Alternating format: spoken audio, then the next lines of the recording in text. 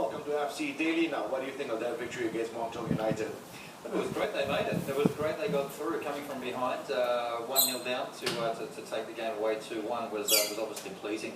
Look, I did think though that Victory weren't at their best, and throughout this the latter half of the A-League season, they really have been quite mixed in terms of the form. Whilst they had the possession, I think that they were caught napping a couple of times in defence. Their goalkeeper Nathan Coe had to be at a career best form to keep Melbourne Victory in it last night.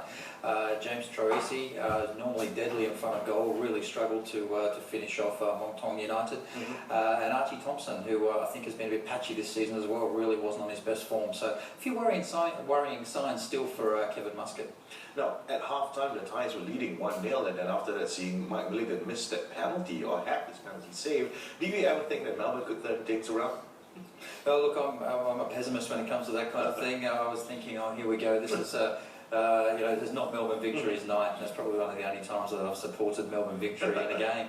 But look, they did have a penalty turned down over what I thought was a clear handball a few minutes before that penalty was given. Mike Milligan is normally so cool under pressure. Unfortunately, missed that one. But look, they did keep going. There were multiple chances that they did create in the second half. It was great to see James Troisi eventually put one away with the head, and that really set the tone for the balance of the game. So with Melbourne into the group stages, that makes it 3 Australian teams into the AFC Champions League. What does that mean for the A-League or football in Australia? It's interesting. The Central Coast Mariners owner actually has gone to the Football Federation of Australia to ask for funding because he claims that he can't afford to send the Central Coast Mariners off to China and off to South Korea and off to Japan. So look, I think it's obviously it's an interesting one. The Australian public, rightly or wrongly, love winners, and they don't suffer losing too easily. Now, I think they set a fairly low expectation of the clubs that are playing in such a prestigious competition. And if you look at the Australian teams, the salary cap's $2.5 million. And if you look at some of the teams in China and Japan, they would have 4 or 5 players in their side that would cost them more than $2.5 million. So in many respects, the Australian teams are minnows.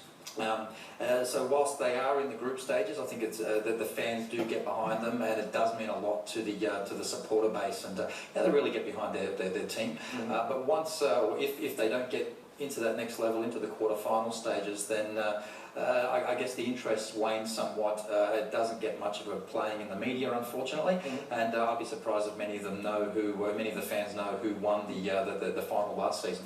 But winning and losing aside, how is the AFC Champions League perceived in Australia? Is it a prestigious tournament, or is it just viewed as another game? I think there's more to go. There's a long way to go. And again, I think it's because we're not.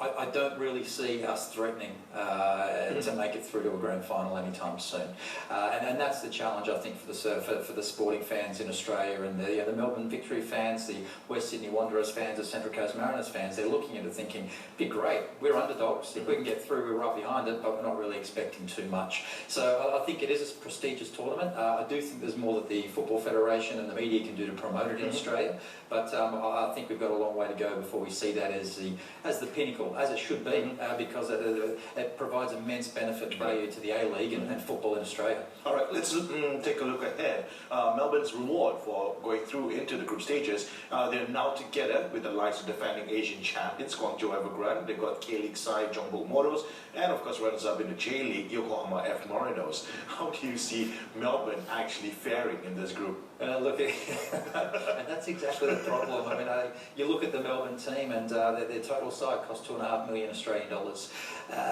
That's chicken feed for the Japanese clubs and for the Chinese clubs and the South Korean clubs. So it's going to be difficult to compete. Melbourne have been very patchy in terms of the form. Look, if they're on form, they're at home. They might get a few points here and there, but I think they're really going to find it difficult to mix it with those three teams and get out of that group stage. All right. What about the other the other two teams, Western Sydney Wanderers as well as Central Coast Mariners? How do you see them faring in the group stages? Well, interestingly, Central Coast Mariners, with the owner saying that he can't afford to send his Yeah. team, someone has to help me.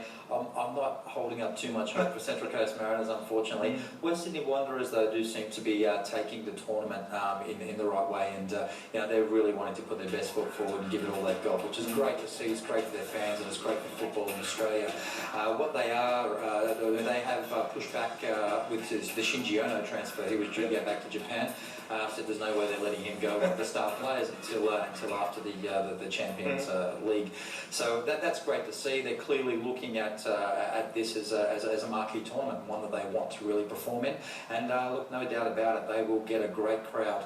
Whoever turns up in Parramatta in Sydney to play West Sydney Wanderers, they'll get a very strong showing, and the crowd will be right behind them. I'm really expecting them to pick up quite a few points over the group stages. So I'm getting the drift that you are expecting Western Sydney Wanderers, among the three of them, to go the furthest in the AFC Champions League then? Yeah, look, it remains to be seen as to whether they can actually get out of the group stage, but if you look at the opposition they have in the group stage, I think West Sydney Wanderers will be fancying themselves a little bit. One of the challenges the Australian teams have as well is the Champions League starts so late after the prior season finishes, which they qualified. So West Sydney Wanderers, the Victory and the Mariners, they were the top teams in the 2012-2013 season, which finished April last year. Now, a lot's gone on since then, and the Victory aren't the team they were last year. The Central Coast Mariners certainly aren't the team they were last season. So West Sydney Wanderers, however, they have rolled on from the 2012-2013 competition, and now in 2014,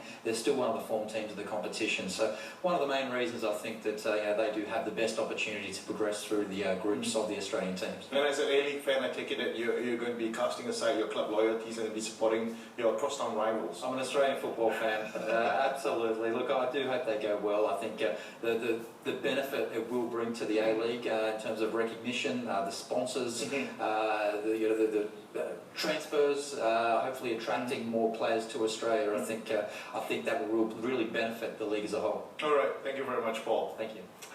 Well, that's it for FC Daily tonight. Paul Norwood will be back with me tomorrow to review the results from